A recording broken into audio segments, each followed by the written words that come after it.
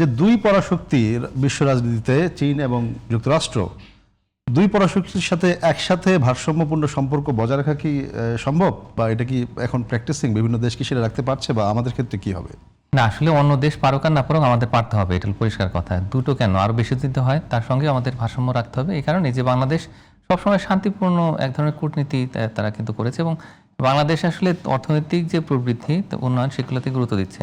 যদি খেয়াল করেন আমাদের বর্তমান সরকারের যেটা বড় লক্ষ্য হলো যে 2034 সালের মধ্যে $1 ট্রিলিয়ন ইকোনমি করবে, এবং এই নির্বাচনী ইশতেহারের বেশিরভাগ জুড়েই কিন্তু আসলে উন্নয়নের বিষয়ে চিন্তাভাবনা আছে, এবং সেটারই কিন্তু আমরা লক্ষণ দেখতে পাচ্ছি। এখন মালয়েশিয়া শ্রমবাজার, তো সেখানে যেমন বাণিজ্য চুক্তি, আবার চীনের যদি আপনি দেখেন সেখানে কিন্তু বেশিরভাগই দেখা যাচ্ছে যে এই বাণিজ্য বিনিয়োগ, তারপরে যে কারিগরি সহযোগিতা, বিজ্ঞান প্রযুক্তি সেগুলো আছে, এবং একই সঙ্গে ডিজিটাল ইকোনমি এই বিষয়গুলো আছে।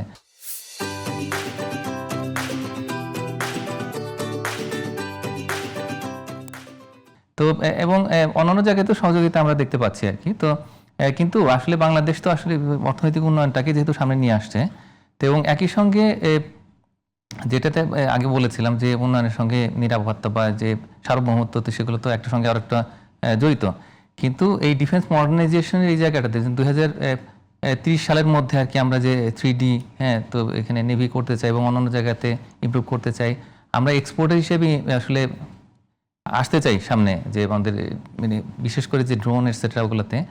তো এই বিষয়গুলো এখন তো সরকার সরাসরি বলছে। তো সেইভাবে আসলে আমি মনে করি যে এই সহযোগিতার যে বিষয়টা, তো সেখানে আমরা যদি আসলে ভারসাম্য রক্ষা করে চলি, তাহলে সেই ক্ষেত্রে আমি মনে করি যে এটা বাংলাদেশের জন্য ভালো। এটা একটা। আর দ্বিতীয় যে বিষয়টা সেটা হচ্ছে যে আমরা এমন একটা অবস্থানে আছি, তো সেখান থেকে আসলে রিজিওনাল কানেক্টিভিটি হাব হিসেবেই মানুষ জানে আর কি বাংলাদেশে কি হিসেবে আসলে প্রজেক্ট করে।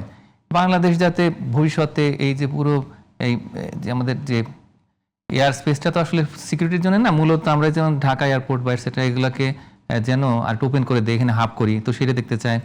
কানেক্টিভিটি হোক, এখন এডিপি দেখছে যে টেকনাফ থেকে তেঁতুলিয়া সেখানে ইন্টিগ্রেটেড গ্রোথ সেন্টার, তো সেগুলো করবে। তো এইভাবে করে আসলে বাংলাদেশকে যেভাবে দেখে মানুষ, তারা কিন্তু ঠিক আসলে যেরকম পাকিস্তানকে যেভাবে ট্রিট করে সেভাবে কিন্তু ট্রিট করে না। তো তারা যেমন দেখে, আমরাও কিন্তু বিশ্বের কাছ থেকে যে একটা ভারসাম্যমূলক জায়গা বজায় রেখে যাতে অর্থনৈতিক বাণিজ্যিক সুবিধা নিতে পারি, তো সেভাবে আমরা সবসময় দেখে আসছি। তো সুতরাং সেভাবেই আমি মনে করি যে ভারসাম্যটা ঠিকই আছে।